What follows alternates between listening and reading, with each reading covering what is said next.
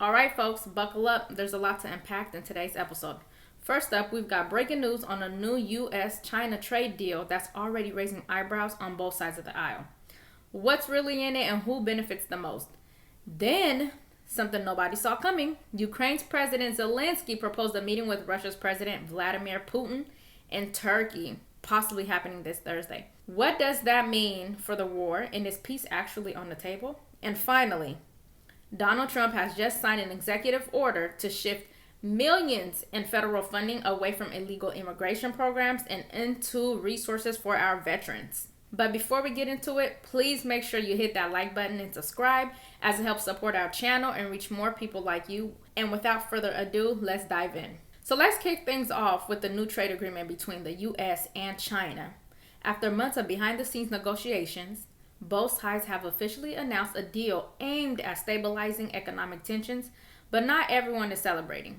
It's all about the art of the deal. The Trump administration has announced a trade deal has been reached with China. This comes after the president hailed the great progress made during yesterday and today's meetings in Switzerland. Treasury Secretary Scott Bessent and Trade Representative Jamieson Greer detailed the negotiations earlier today. We made substantial progress between the United States and China in these very important trade talks. We will be giving details tomorrow, but I can tell you that the talks were productive. The president declared a national emergency and imposed tariffs, and we're confident that the deal we struck with our Chinese partners will help us to work toward resolving that national emergency. Here's the rundown. The agreement reduces tariffs on key Chinese tech exports. In return, China has committed to purchasing $200 billion in U.S. agricultural goods over the next 24 months.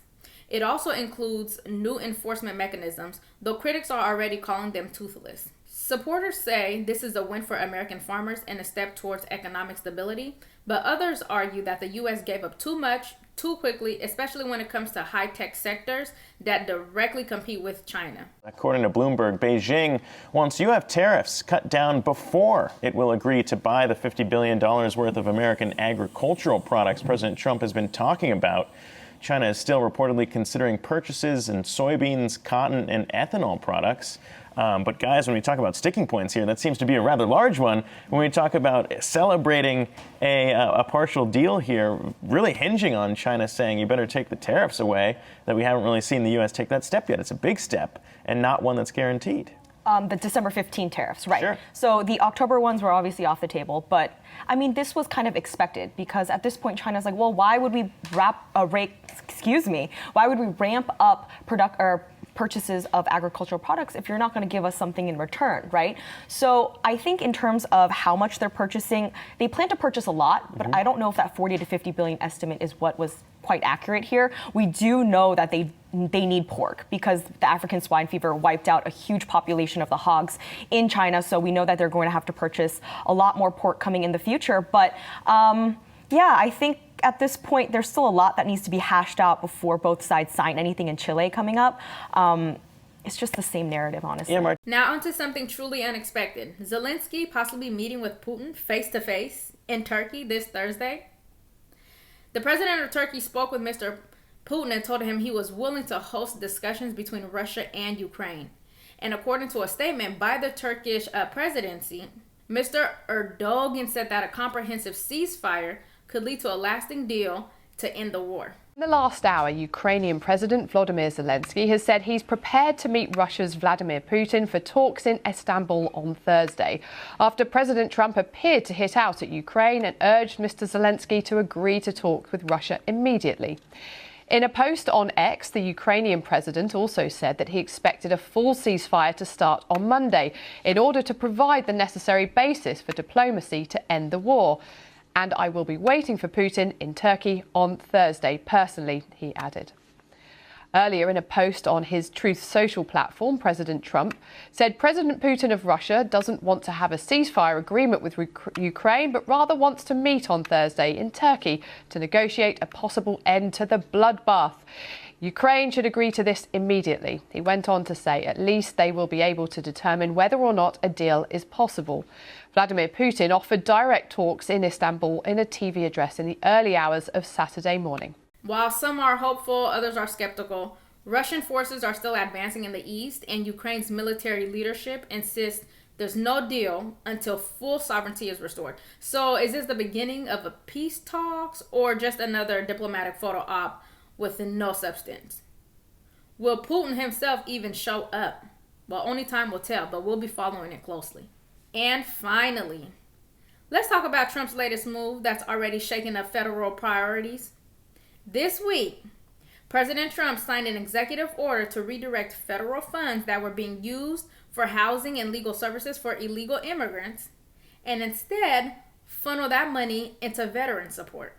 This includes expanded mental health services, increased funding for homeless veterans, and new job placement initiatives for those returning to civilian life. Well, today, President Trump signed a flurry of executive orders. One of them has a special emphasis on L.A. and its massive homeless vets population. If you've ever driven along San Vicente Boulevard in West L.A. or some of the nearby side streets, you've seen the dozens of tents housing homeless vets near the VA center. So far, what I've seen, I mean, that's great. That's what we've been trying to get done for years on this campus. And veterans as a whole have been fighting this situation for decades, trying to get more housing built on the West LA VA grounds. President Trump was busy this Friday in the Oval Office, signing a number of bills, including an executive order establishing the National Center for Homeless Veterans. The center would be headquartered at the VA Center in West LA. Los Angeles has the highest number of homeless vets in the entire country, with estimates of 4,000 unhoused.